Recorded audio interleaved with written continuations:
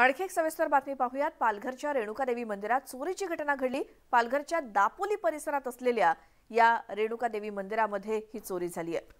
एका अज्ञात चोरानं देवीचे चांदीचे दागिने आणि दानपेटीमधले पैसे लंपास केलेले आहेत आणि चोरट्याचा हा सगळा कारनामा इथल्या सीसीटीव्ही मध्ये चित्रित झालेला आहे। महत्त्वाचं म्हणजे चोरी केल्यानंतर हा चोरटा देवीच्या पाया पडला आणि जाता जाता त्यानं सीसीटीव्ही कडे पाहत हात हलवत बाय बाय देखील केले। पोलिसांकडून या सगळ्या प्रकरणी आता गुन्हा दाखल झालाय आणि पोलीस सध्या चोरट्याचा शोध घेत आहेत।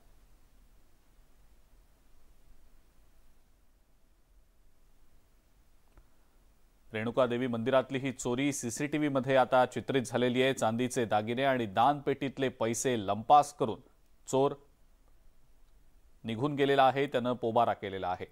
पालघरमधल्या दापोलीतलं हे रेणुकादेवी मंदिर आणि ही सगळी चोरी सीसीटीव्ही मध्ये पूर्णपणे कैद झाली आहे। आणि या चोराचा हा आगाऊपणाच म्हणावा लागेल की त्यानं चोरी केल्यानंतर सीसीटीव्ही कडे पाहत हात हलवत बाय करून मग तो निघून गेलाय।